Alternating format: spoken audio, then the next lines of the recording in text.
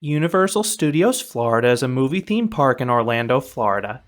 This was the first park at the Universal Orlando Resort and is an absolute must for movie fans. But how does it stack up to the area's other parks? Find out in this review of Universal Studios Florida. The original Universal theme park opened in California in 1964. This park was boxed in by an actual film studio, but it was highly popular. By the 1980s, Universal wanted to build a second park. Seeing the success of Walt Disney World, they targeted Orlando for their next park. Universal Studios Florida was announced in 1986. The heart and soul of the park was meant to be a tram tour, much like the one at Hollywood. But sensing a potential competitor, Disney announced in 1987 that they would be adding their own movie theme park in Disney MGM Studios. This too would feature a tram tour. Universal realized that Disney was in a better position to open their park sooner, and sure enough, Disney MGM Studios opened its gates in 1989. So Universal modified their park's plans to feature a series of standalone attractions as opposed to one giant tram tour. The park opened in 1990, but it infamously went very poorly. The park did not open with many rides. The few they had experienced major technical issues. Confrontation and Disaster operated sporadically in their first year. Jaws' issues were so extreme, the ride was closed for 3 years so it could be completely rebuilt and fixed. Universal was able to turn things around, thankfully. Now, it's one of the most popular and highest attended theme parks in the world, and the success of this park led to the growth of the entire resort. A second theme park opened in 1999 in Islands of Adventure. To many, this is not only the best park at the resort, but the best park in all of Florida, which I discussed in a separate review. This park features the resort's best thrill rides and great theming too. A water park opened in 2017 in Volcano Bay. I also have a separate video on this park, but it is one of the best themed water parks in the world, and it has my favorite water slide anywhere in Krakatoa, a Long and Wild water coaster. A third theme park is currently under construction in Epic Universe. It is slated to open in 2025. But it's not just about the parks. There's a full-fledged entertainment district in City Walk with roughly 2,000 restaurants, multiple shops, a giant movie theater, and 2 unique mini golf courses. And there are 8 different hotels. I'll go into these in depth at the end of the review. Back to the Studios Park. Let's talk about the arrival experience. If you arrive by car, you'll be parking in a massive parking garage.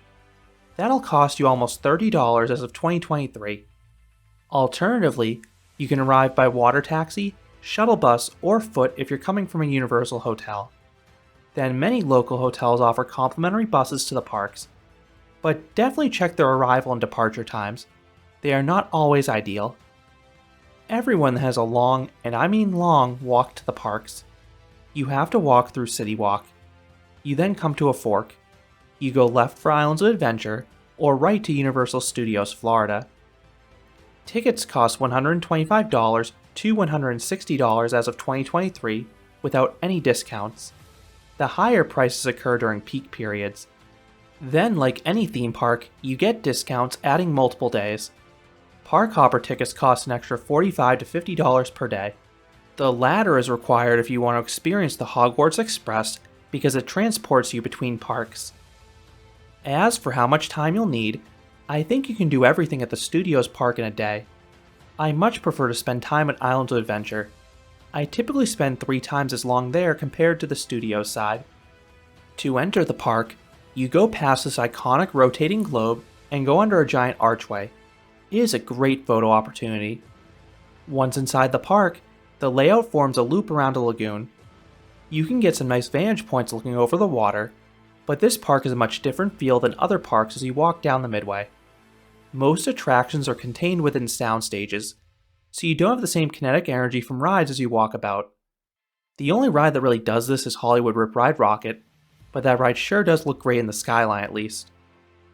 The buildings all look nice, so it's not really an issue, it's just different. While the midways themselves don't offer much shade, you can easily escape the sun or rain by hopping into a store, show, or ride. The park is 8 different themed areas. 4 of them feel pretty similar. You have Production Central, New York, San Francisco, and Hollywood. You have all sorts of buildings, some for rides, some for shops, and some for food stands, but they all do have nice facades. World Expo features the iconic building from the 1939 New York World's Fair that doubles as the Men in Black headquarters. Nothing else to see here, but that's fine because the building is so cool to see in the flesh. Springfield is a colorful land themed to The Simpsons. You have all these quirky shops and food stands that feel like a cartoon brought to life. Then you have the eye-catching facade for the Simpsons ride with the giant Krusty the Clown. Woody Woodpecker Kids Zone is the main section for kids, but it is closing in mid-January 2023. The area, as it stands, is a mishmash of children's IPs. The land looks fun, but a lot of the characters are dated and don't quite resonate with today's kids. It makes sense why it's being overhauled. The final themed area is the crown jewel of the park, Diagon Alley. The amount of detail is stunning. Harry Potter fans will be in love here. You could spend hours exploring every nook and cranny. You have the obvious details like the fire-breathing dragon atop the bank. Then you have unique shops such as the bank, Ollivander's Wand Shop, and my personal favorite, the delightfully dark Nocturne Alley.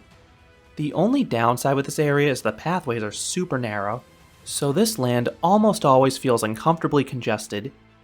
This park packs in the crowds day after day, but most rides have good throughputs. The coasters have fast dispatches. The signature rides can get hour waits midday.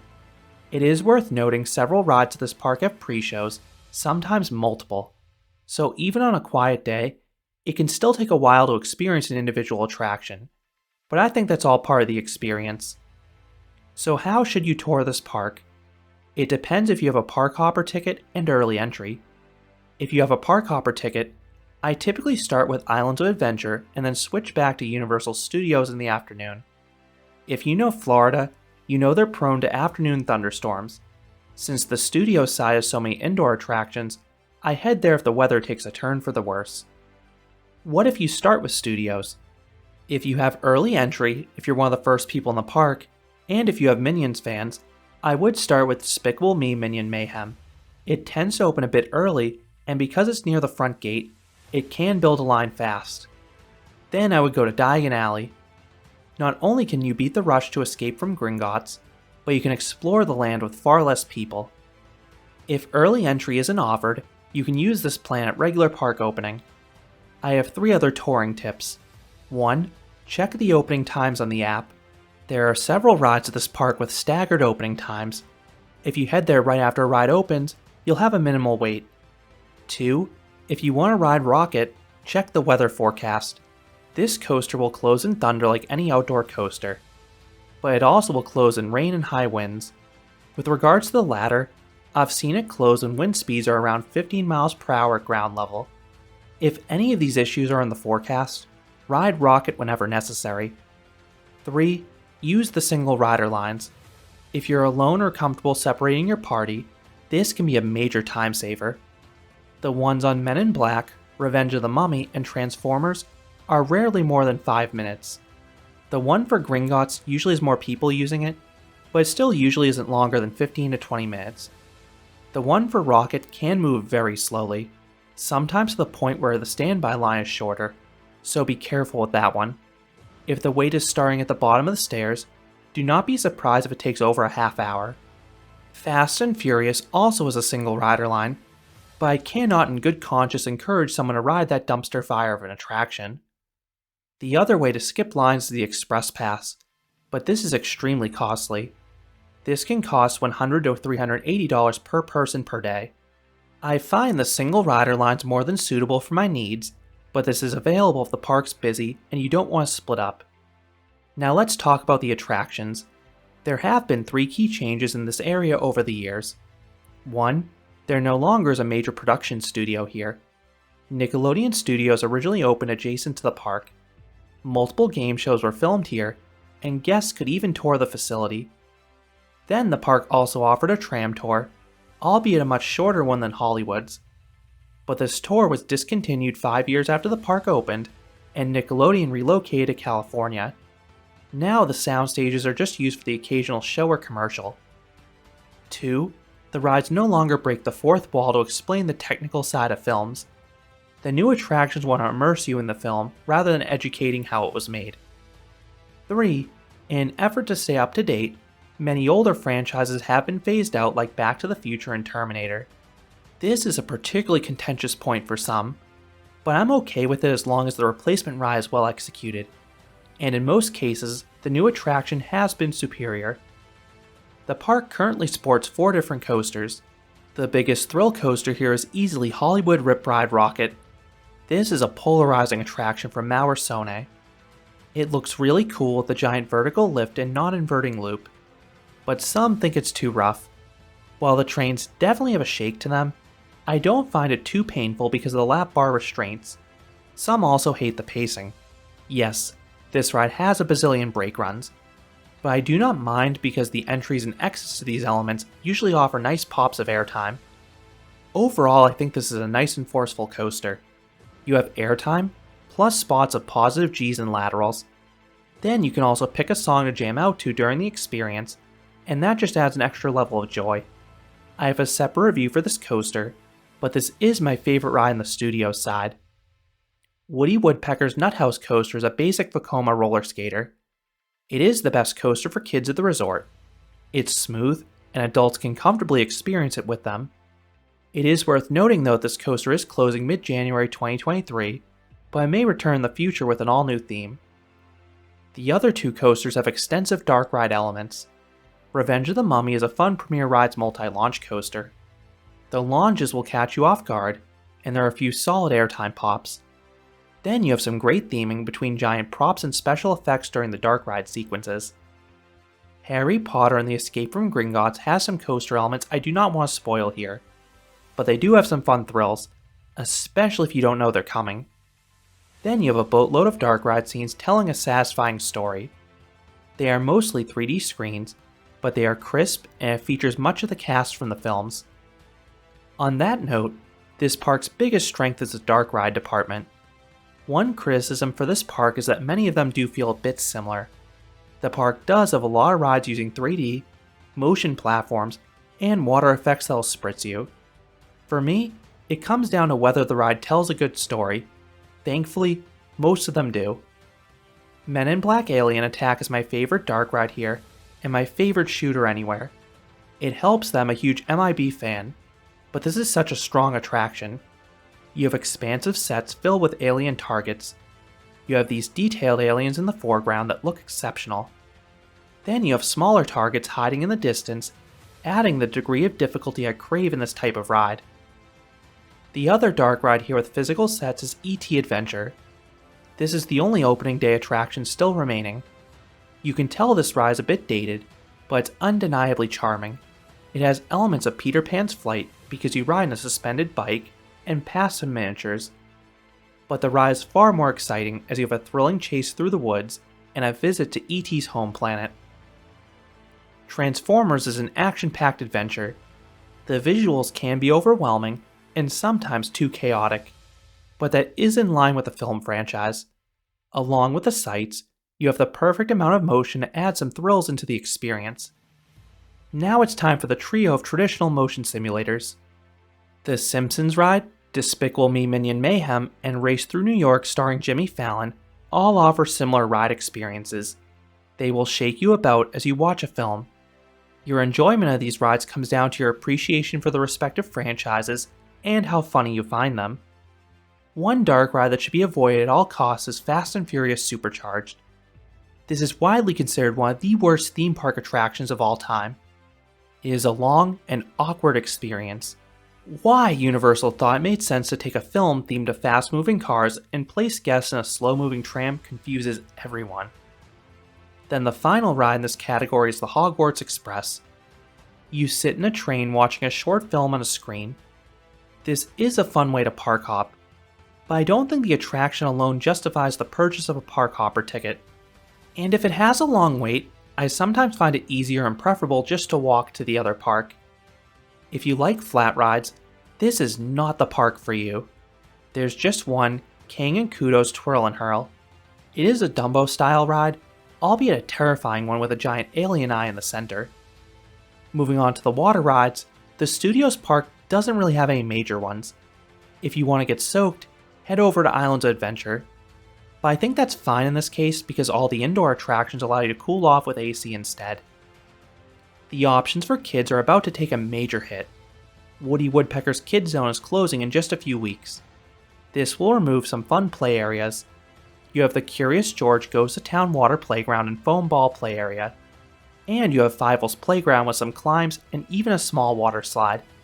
Fortunately, many of this park's dark rides have relatively low height limits, so kids will still have plenty to do.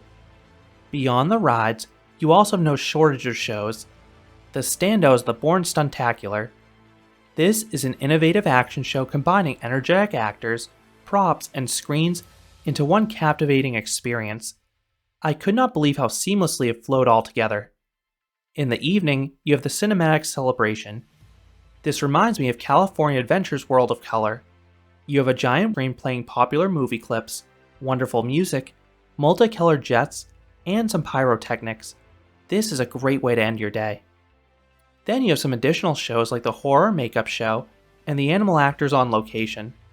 Neither are musts for me, but they are enjoyable and good options midday if the attraction lines are long. It is impossible to talk about this park without bringing up Halloween Horror Nights. This is arguably the best Halloween event in the industry. It has a much bigger budget than other parks, and everything is new year after year, so it gives the event a lot of repeat value. The haunted walkthroughs are detailed, well-staffed, and genuinely scary. The scare zones give the midways incredible energy, and the shows are much edgier than anything you'll see during the day. The one downside with this event is that the park can get very packed. It's not uncommon to see all the mazes with 1 to 2 hour waits at points during the night. It is possible to knock out a lot of the haunts at the very start and end of the event if you move fast. But if you only have one day and want to maximize everything, it may be worth considering Express, just know it's expensive. Moving on to the food, the best places to eat inside the park are in Diagon Alley. I highly recommend Leaky Cauldron. You have authentic British food. The fish and chips in particular are exceptional. Then butterbeer is a must if you like sweets and soda. I hate both these things, but my fiance says that the stuff is addicting. There also are some solid quick service options in Springfield. Outside of that, I often find myself eating in City Walk. 2 spots I recommend are Red Oven if you're craving pizza, and Vivo if you're in the mood for some Italian. Then if you like donuts, definitely check out Voodoo Donuts. They have some crazy kinds over there. Now let's talk about the on-site hotels. Skip to the time shown on screen if you're not interested in this part. As mentioned earlier, all of them offer early admission. Park tickets are not included, but they can be added as part of special packages. The other perks depend on the tier. There are 4 tiers. Listed in order of increasing price, you have Value, Prime Value, Preferred, and Premier. I think the prices here are much more affordable than Disney. The 2 value hotels are Endless Summer. These are the cheapest rooms by far, starting at about $100. These are the furthest hotels, located roughly 1.5 miles off property. I have not stayed there for this reason, but there are complimentary shuttle buses. I have stayed at both Prime Value hotels. Aventura is a sleek modern hotel. Cabana Bay is a retro-themed beach resort. These ones start around $150. The biggest advantage of these 2 over the value hotels is proximity. You can use the shuttle buses, or you have a 20 to 25 minute walk to the theme parks. The best advantage of these 2 are that you have a short walk to Volcano Bay. That park is a bear to access for regular day guests. Sapphire Falls is the lone preferred hotel. It is a beautiful tropical paradise. Along with the buses and a walking path, you have water taxis to take you to City Walk. This hotel usually costs $200 to $300 per night. It's a nice hotel, but I recommend choosing the other tiers on either side. Then you have the 3 premier hotels, Royal Pacific, Portofino Bay, and Hard Rock Hotel. All 3 hotels are extremely nice, but they will cost you. Do not be surprised if they approach $500 per night. You have all the perks of Sapphire Falls, plus complimentary unlimited express passes for the theme parks. This is the most economical way to procure these passes. They can cost you, as I mentioned earlier, $100 to $380 per person per day. Meanwhile, you get them for each person for the duration of your stay. So do I recommend Universal Studios Florida? Yes. This is a good park. It has several nicely themed rides and some exciting shows. That is especially true if you're a huge movie fan. Just know there are a lot of simulators and screens here, but they are enjoyable. Then if you're a major Halloween fan, consider visiting in September or October when HHN is offered. It destroys most other haunts. That being said, if you only have one day, Islands of Adventure is the far superior park in my opinion. It has much more to offer in terms of thrills and more variety, plus the theming is what you'd expect from Universal too. So those are my thoughts on Universal Studios Florida. What are your thoughts on this movie themed park? Do you enjoy it? Let me know down in the comments. If you enjoyed this review, I would appreciate it if you gave this video a like, and you considered subscribing, because there'll be a lot more roller coaster and amusement park videos here at Canopy Coaster. Thanks for watching.